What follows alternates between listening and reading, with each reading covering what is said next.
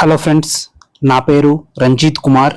మీరు చూస్తున్నారు రంజిత్ ప్రాపర్టీస్.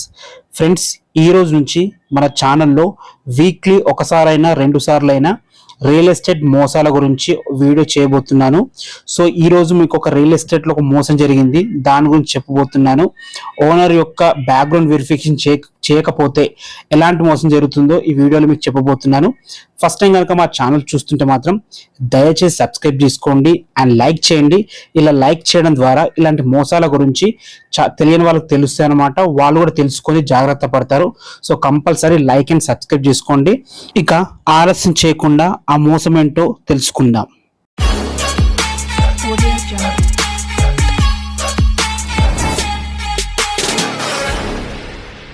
వెంకమ్మ అనే వృద్ధాప మహిళకు కొహెడాలో ఒక ప్లాట్ ఉంది.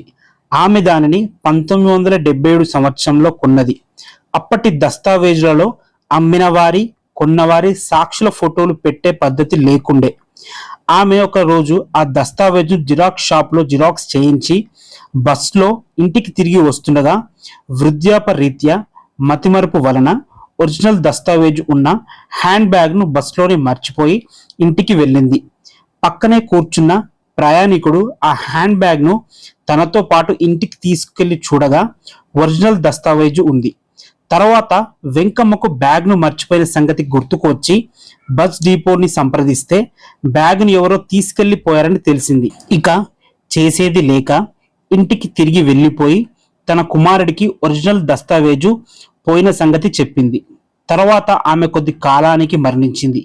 ఇది ఇలా ఉండగా బ్యాగును తీసుకొని వెళ్ళిన వ్యక్తికి దుర్బుద్ధి పుట్టి ఒక ముసలావిడను డబ్బు ఇస్తానని ఆశ చూపించి ఒప్పించి ఆమె పేరు మీద ఒక నకిలీ ఆధార్ కార్డ్ సృష్టించి ఒక రియల్ ఎస్టేట్ వ్యాపారికి అమ్మాడనమాట. ప్లాట్ దొంగ డాక్యుమెంట్ అమ్మాడు.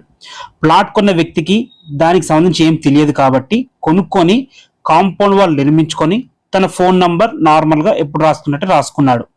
కొద్ది రోజుల తర్వాత వెంకమ్మ కుమారుడు ప్లాట్ దగ్గరికి వచ్చి చూడగా ఎవరో తమ ప్లాట్లో కాంపౌండ్ వాల్ నిర్మించారని తెలుసుకొని రిజిస్ట్రేషన్ ఆఫీస్కి వెళ్ళి ఈసీసీసీ తీసుకొని చూడగా మరణించిన తన తల్లి బదులుగా ఎవరో నకిలీ ఆధార్ కార్డ్ సృష్టించి వేరే ఆవిడతో రిజిస్ట్రేషన్ చేయించినట్లు కనుగొన్నాడు.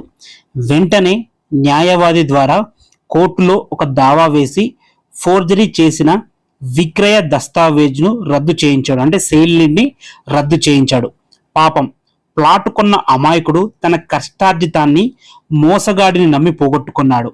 ఈ మోసగాడి కొరకు వెతికితే వాడు ఊరు విడిచి పారిపోయాడని తెలిసింది. అందుకని ఒరిజినల్ దస్తావేజు అంటే original sale deed, original Aadhaar card ఉన్నా సరే ఆమె వ్యక్తి గురించి అంటే ఎవరైతే అమ్ముతున్నారో వాళ్ళ గురించి వ్యక్తిగత విచారణ చేసి తెలుసుకోవడం మంచిది. ఈ కాలంలో ఎవరిని గుడ్డిగా నమ్మడానికి వీలు లేదు. ముందు చూపుతో వివరించడం విఘ్నుల లక్షణం.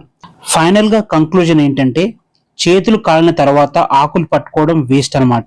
సో కాబట్టి ప్లాట్ కొన్న ఇల్లు కొన్న జాగ్రత్తగా చూసుకొని వెరిఫై చేసుకొని ముందుకెళ్ళండి. ఇలాంటి మోసాల గురించి మన వీడియోస్ ఇంకా చాలా వస్తుంటాయి కాబట్టి ప్లీజ్ లైక్ అండ్ షేర్ చేయండి. మీరు కానీ మీ చుట్టాల బంధువులు కానీ ఎవరైనా మోసపోతే రియల్ ఎస్టేట్ లో కింద కామెంట్ లో రాయండి. లేకపోతే నా మెయిల్ ఐడి స్క్రీన్ మీద ఇస్తున్నాను, మెయిల్ ఐడికి పంపించినా సరే మీలాగా మీ బంధువులాగా వేరే వాళ్ళు మోసపోకుండా మన ఛానల్లో దాని గురించి కూడా చెప్దాము. దయచేసి ప్లీజ్ లైక్ అండ్ సబ్స్క్రైబ్ చేసుకోండి. Thanks for watching. This Ranjith Kumar.